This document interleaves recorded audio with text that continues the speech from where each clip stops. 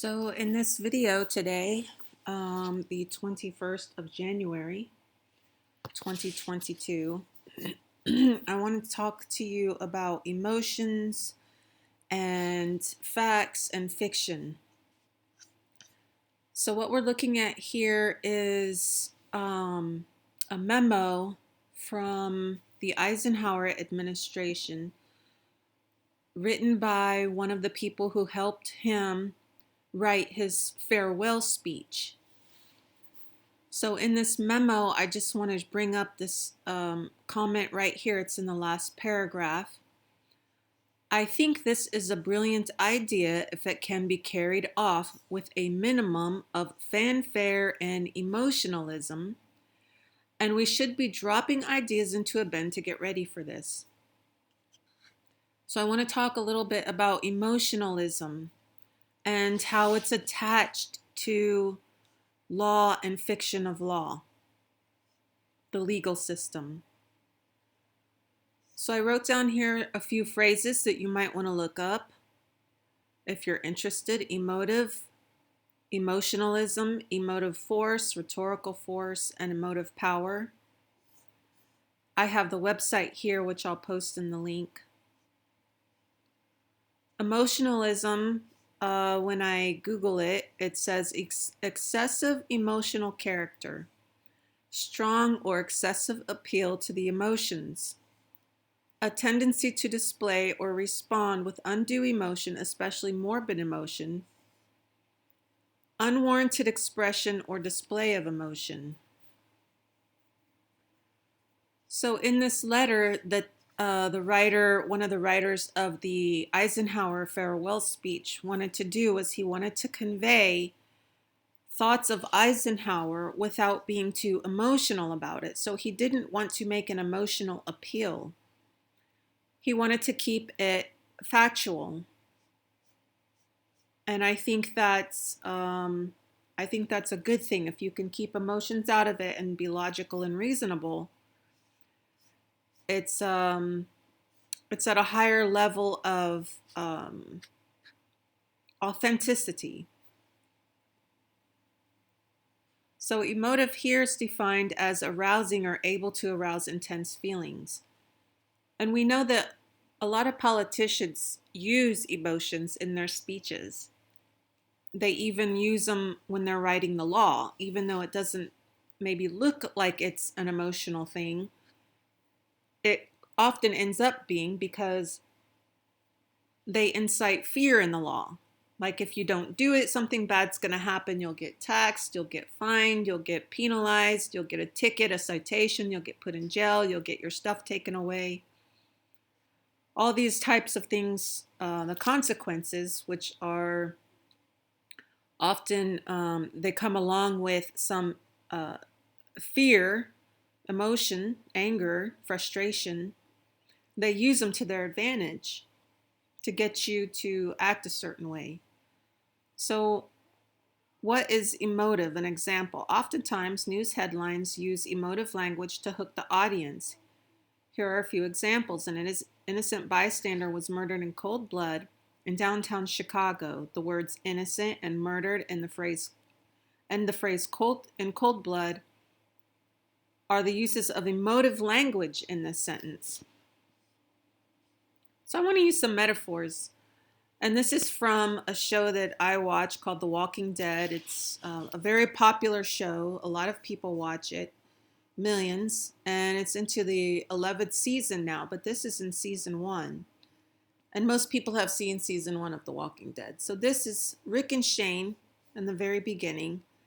And they're talking about women, basically. And they talk about how Laurie and Rick fight. So this is Rick and his wife is Laurie. And he says that Laurie says mean things to him in front of their son. Rick is upset because Laurie says mean things to him and then sends their son to school with the weight of those things on his mind. That Laurie acts as though she's frustrated with Rick. And he tells Shane that whenever he does do what Laurie wants, it's not the right thing for her and nothing makes her happy. Laurie's an emotional person. Rick is a logical person. Rick responds to Laurie logically, and it frustrates Laurie because she needs an emotional response. So Rick says to Shane in his exact words, we didn't have a great night. That's what she always says, speak. You'd think I was the most closed-mouthed son of a bitch to hear her tell it. And then Shane asks, do you express your thoughts and feelings? And Rick continues, thing is whenever I talk, everything I say makes her impatient. Like she didn't want to hear it after all. It's like she's pissed at me all the time and I don't know why. Last thing she said this morning, quote, sometimes I wonder if you even care about us at all, end quote. She said that right in front of our kid. Imagine going to school with that in your head. The difference between men and women? I would never say something that cruel to her, and certainly not in front of Carl, and Carl is their son. So Rick is conveying his frustration with Laurie because he's a reasonable and logical person, and he responds to things reasonably and logically, and we see that throughout the show, whereas Laurie is an emotional person, and she needs to feel loved by way of her emotions, and not, she can't see it with her mind by what he does. She needs to feel it in her heart by what he says or doesn't say. And he's saying that, she wants him to call her names, which we'll find out Laurie says that. So this whole point of this is to help you understand how people are different. You have people who are emotional and you have people who are logical. And there's some crossover where emotional people can be logical and logical people can be emotional, but you have an overarching type. And so a lot of people oftentimes are more emotional or logical and have a small interlap.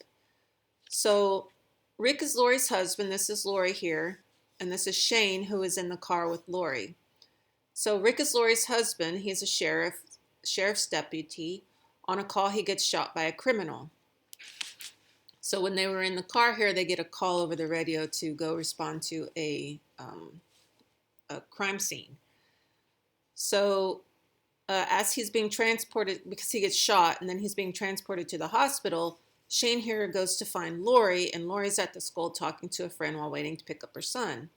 Laurie tells her friend that she and Rick had a fight, that Rick is always calm, and that she wants him to yell at her and call her names. She wants him to respond to her emotionally. So Laurie to her friend, these are Laurie's words without her friend's interjections. So we had a fight. It got ugly, hurtful. If we're being honest, he wasn't the asshole. So she's saying she was. He was trying so hard to be reasonable. It just pushed my buttons all the more. So the more reasonable he is, the more emotional it makes her.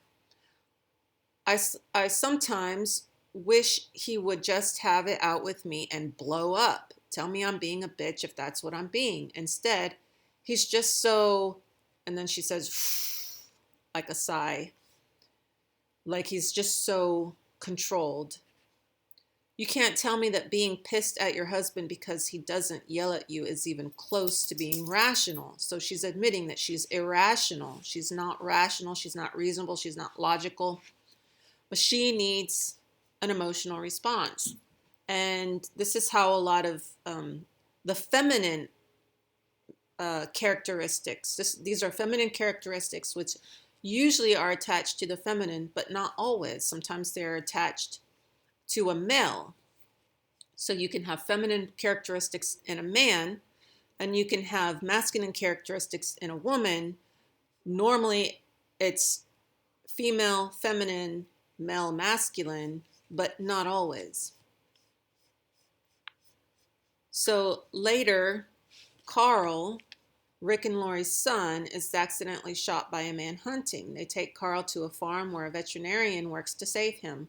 While their son is recovering, Laurie tells Rick she believes their son would be better off if he was dead and did not have to live in the world of the apocalypse. Laurie is an emotional person and Rick is more reasonable.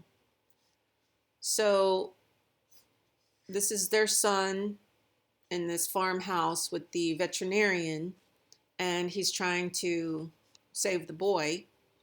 And Rick and Laurie go out on the front porch, and Laurie is saying this. Maybe this isn't the world for children anymore. Maybe this is how it's supposed to be. I can't stop thinking about it. Why do we want Carl to live in this world, to have this life? So he can see more people torn apart in front of him? So that he can be hungry and scared for however long he has before so he can run and run and run, and then even if he survives, he ends up just another animal who doesn't know anything except survival. If he If he dies tonight, it ends for him. Tell me why it would be better any other way. There was a moment the other day. It was just a second, but I forgot Jackie was dead. I turned around. I wanted to tell her something. I almost said her name. It was just a second, and then I remembered. But then I realized she didn't have to see any of it. The highway, the herds, Sophia, Carl getting shot. She doesn't have to be afraid anymore. Hungry, angry, it hasn't stopped happening. It's like we live with a knife at our throats every second of every day, but Jackie doesn't, not anymore. And then, tell me why it would be better the other way, please. Okay, so this is Sophia, a little girl that's traveling with them. And Sophia is is actually a Latin word which means wisdom.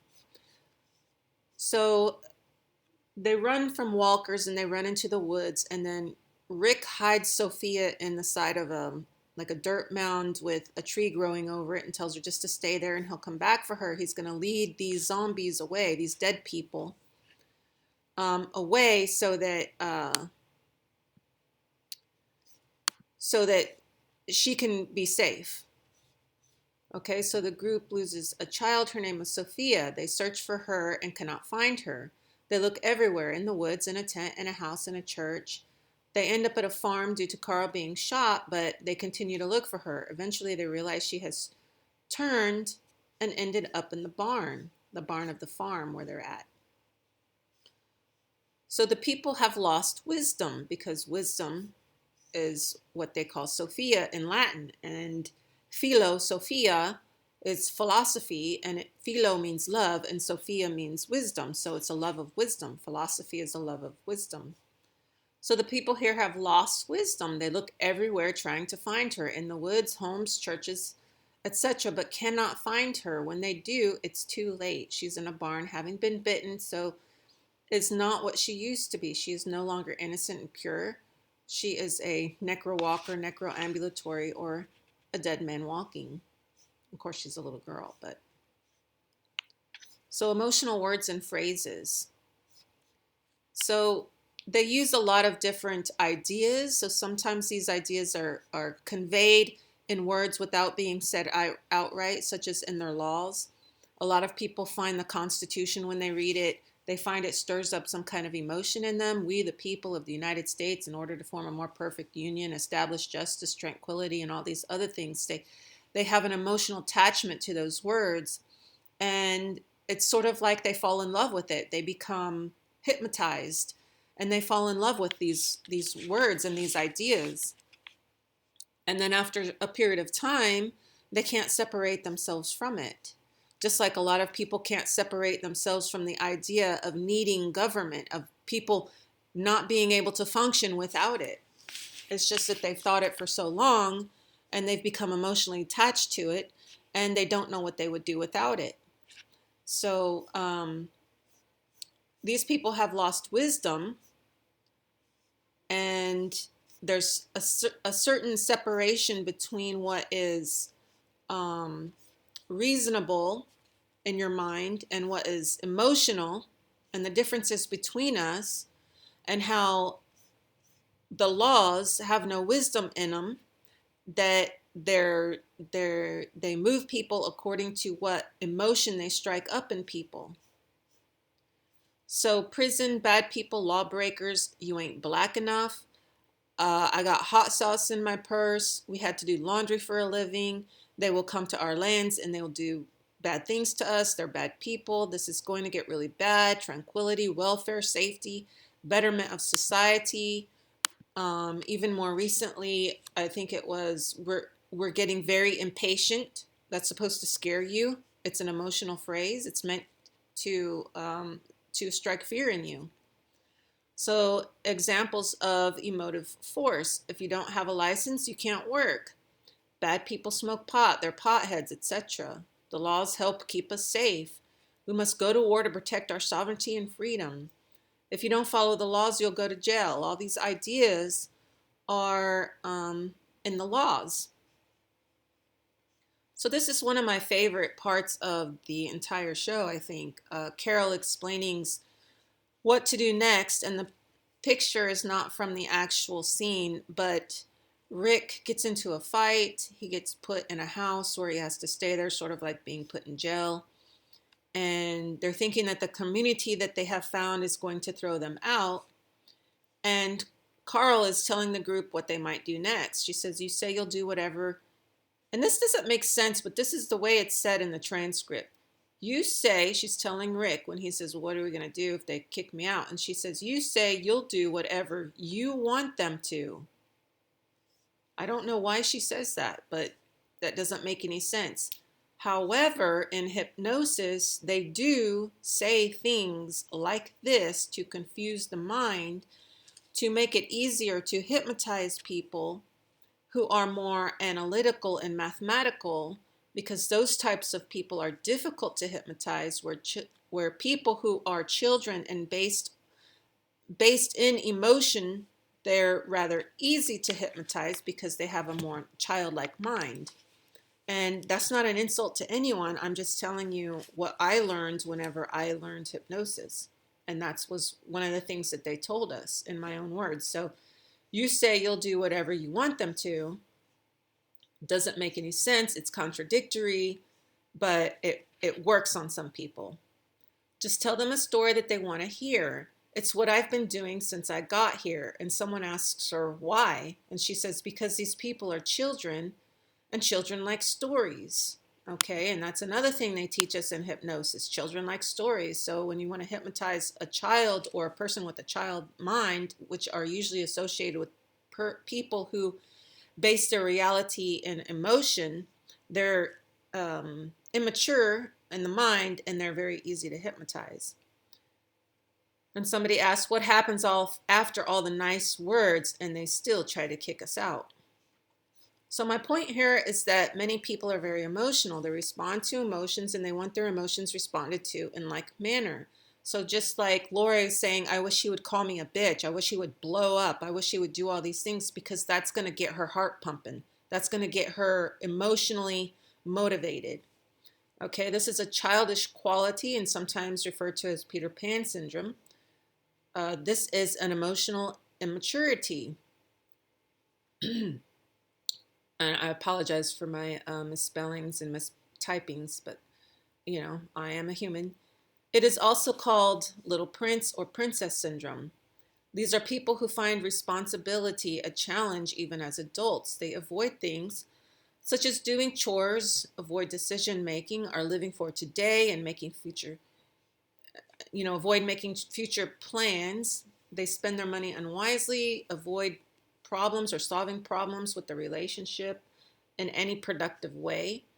Some may have delusions of greatness and make unrealistic goals and make no effort to achieve those goals, are unreliable and have emotional outbursts when stressed, blame others, no interest in personal growth, want to be taken care of, fear of negative evaluation, substance abuse, or avoid making concrete plans. So this is all from a website where they talk about this kind of stuff between psychologists. It's not an actual psychological disorder in the diagnostics manual, but it's something that has been noticed that occurs in people.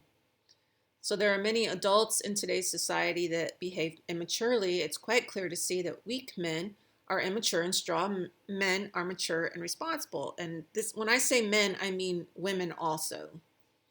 Those who lack wisdom usually also lack the ability to think responsibly, reasonably, and logically. I don't know about you, but I've heard a lot about how the economy is changing, how people's lives are changing, how the world is going to be turned upside down, that this will bring hard and difficult times to a lot of people, especially those who are immature adults. that these people, what they'll do is they'll do what's called opt out or opting out.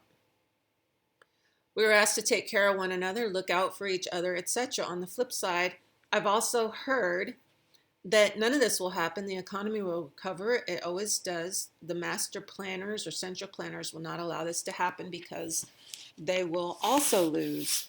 So there's no way to know because we're not in charge. The collective conscious is not in charge, and there is no free market.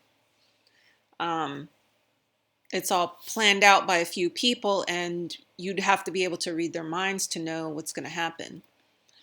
Whatever happens in the future, we need to take a look at ourselves now. We need to make effort to change how we think about the world, what we believe, and what we choose not to believe, whether we want to live in a fictional world where some other person directs every aspect of our lives, or wake up and start thinking about what is really going on and see the world for what it is and make an effort to live in reality.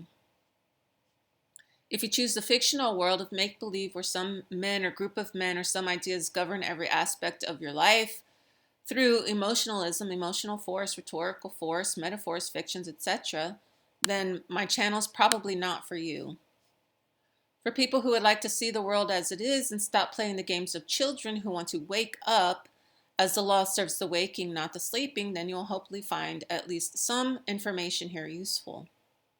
With that said, the world as we know it is based on a lot of fiction. Fictions are in almost every aspect of our lives, including and probably mostly in government and the laws, the writings of the founders and other politicians, lawyers, attorneys, and judges.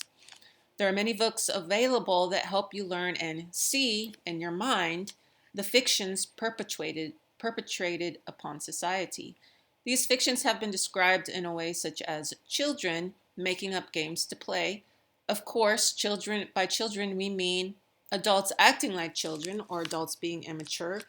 Whether you are immature because you like playing someone else's fiction or because you're immature because you choose to direct others to do to play in a fiction that you can control. We have something in this world that is true and authentic, and those things are found in nature.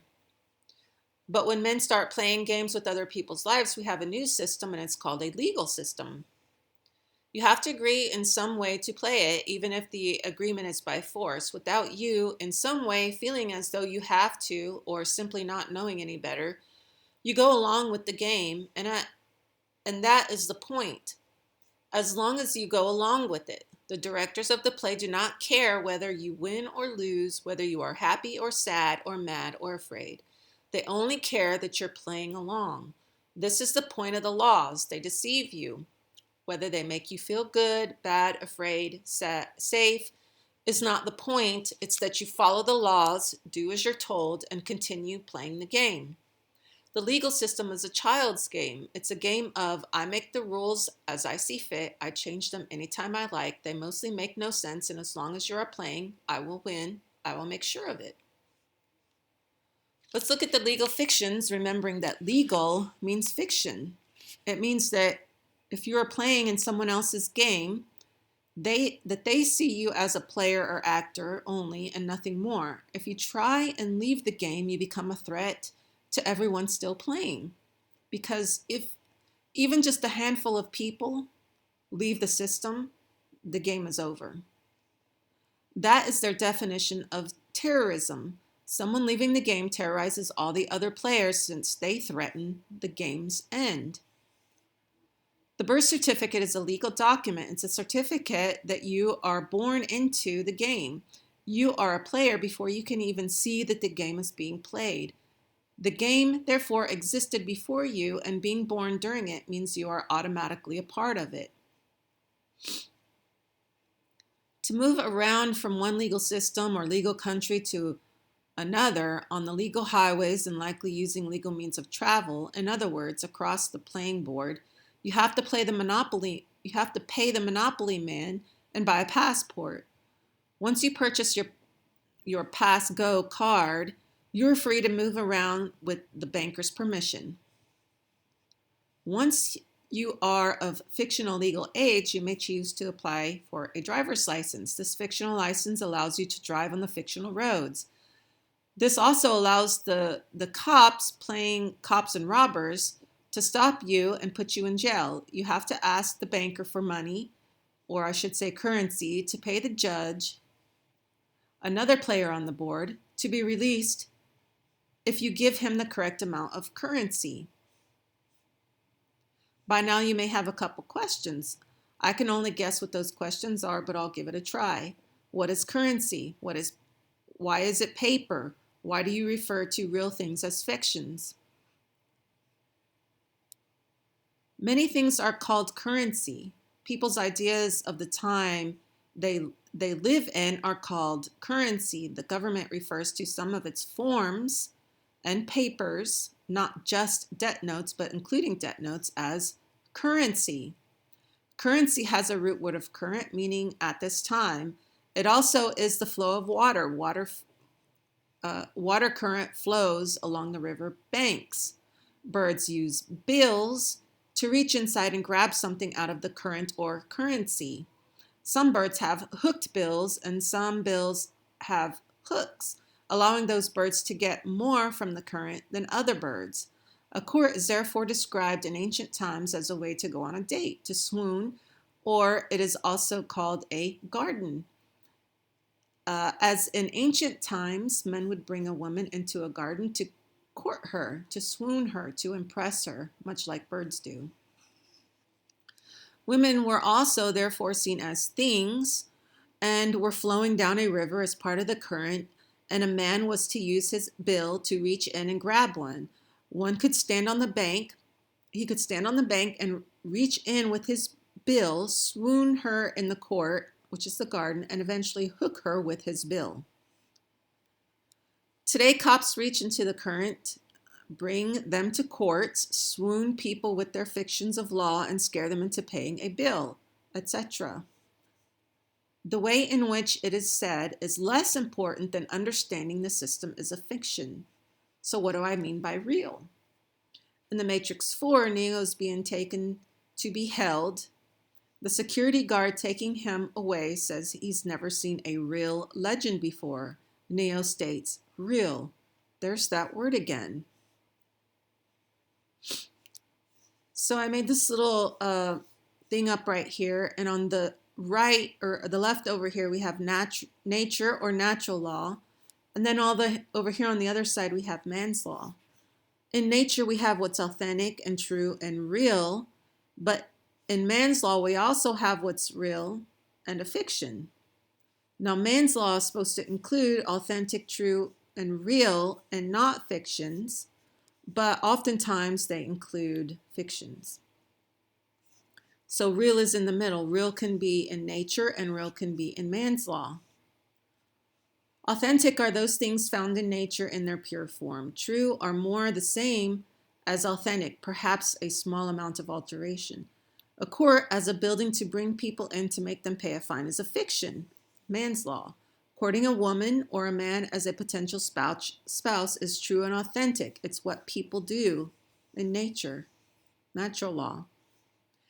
Real is a strange situation because authentic and true things are real, but fictions can be real also. A man-made fiction may be a book, but you can still see it with your eyes. You can flip the pages and hear a sound they make. You can probably taste the pages, and if you get upside the head with the book, you can feel it. Some books have an old smell, some have a new smell, some just smell like paper. But being able to sense by any of the five senses does not necessarily make it authentic or true, but it is sensed, and so it is real. You can really see, taste, touch, smell, feel, and hear it. Therefore, it is, that's a mistake right here, it should be real. Therefore, it is real. But things sensed are also true and authentic. But fictions, such as a book, are real and fictional. Currency or paper, any piece of paper, whether it is a federal or state form, a driver's license, a law, a dollar bill, they're all real. but it is said to be, such as the dollar, legal tender. Therefore, it is real, but it is a real fiction, just like the book. The same is true for a license to perform some work, a permit, a warrant for arrest, a citation, ticket, federal form, filing of a form, etc. So think also about real acts or fictional acts that you perform. Now we talk of legal title. This means a fictional title. It's not authentic, such as something like allodial. I forgot to fix that.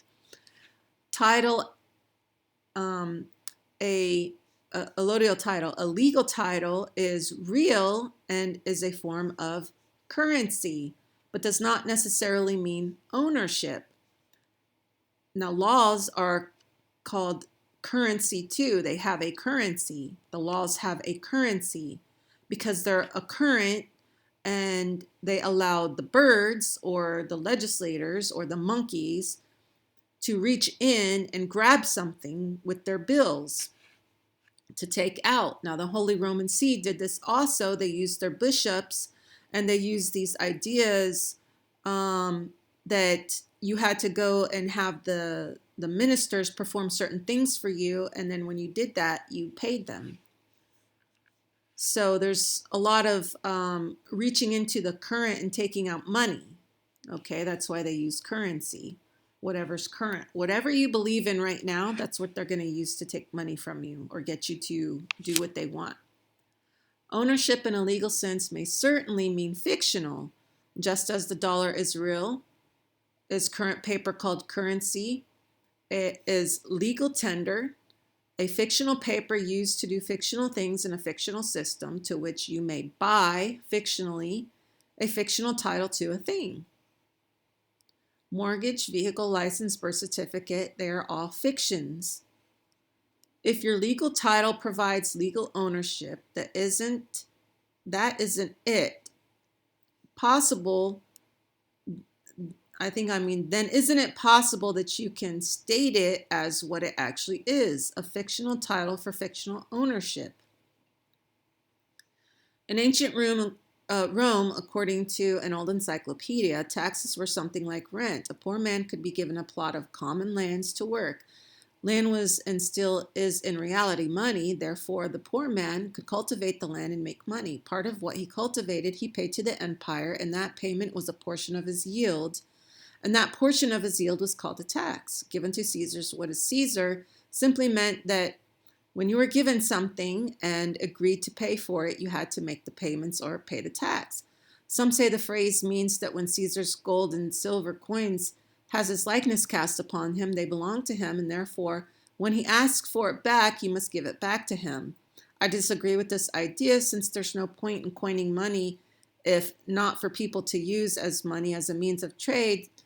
Then what's the point if you just have to give it back? So if I coin money and give it to someone and send it out to the people to use, what's the point of asking for it back? Therefore, I ask, this is from the Matrix Resurrections. It says, for those who love to eat, and this sign she's sliding down is called Andersons. So Andersons, the people in the Matrix, are the ones who love to eat. Therefore, I ask, can a government, which is a creation of man, issue an authentic title to property when governments cannot actually own anything, since government is a legal fiction? They therefore can, it appears, issue a fictional title called legal title, since it's a creation of man and therefore a fiction. Legal titles are issued by legal governments, or fictional titles are issued by fictional governments. If you're given a legal title for property to which you do not actually own, is this why you pay rent, called a tax? Since a fictional government cannot force someone to pay rent, or that is tax, on land for which the government has no claim to without the fictional title, meaning the owner has an authentic title to the land, then they must issue you a legal title, right? So that they can claim that you never own it, that they do, and they can force you to pay the rent. This may not have always been the case, but it appears to be the case these days. This information is based on the writings of various people, including the Illinois Law Review, 1930 and 1931, legal fiction by Lon Fuller, fiction and the languages of law by Karen Petrosky, various other writings on natural law and many philosophies by writers. This also includes my take on the legal system in which we currently live in, our currency. They say you'll own nothing and be happy. Based on the various writings on the legal fictions and the natural law, you already seem to own nothing. It all appears to be owned by banks and mortgage companies. We believe we own what we are paying for and what we have paid for, and many are still not happy because some man-made institutions, such as the governments, their instrumentalities, and departments, can lay claim to it when you do not play along with their game, their legal fiction of cops and robbers. Also in the Matrix, Saber of Merida, taste of. If you came to realize that legal title means nothing, then it was a fiction, and you don't own anything in the way you believe you do, would you be happy to come to realize that banks own everything and governments are partners with banks? I should think that any reasonable person who is not grounded in emotional would not be happy. I leave these two photos of Kennedy and Dwight Eisenhower as they meet to go to Camp David. They became friends and were the two people who would speak of the military-industrial complex. I'll be talking more of the complex in my next video and who and what it is in the way that I have come to understand it. I hope this information to be useful. Please like, share, subscribe, and leave a comment. I try to respond to all the comments and provide links in the description.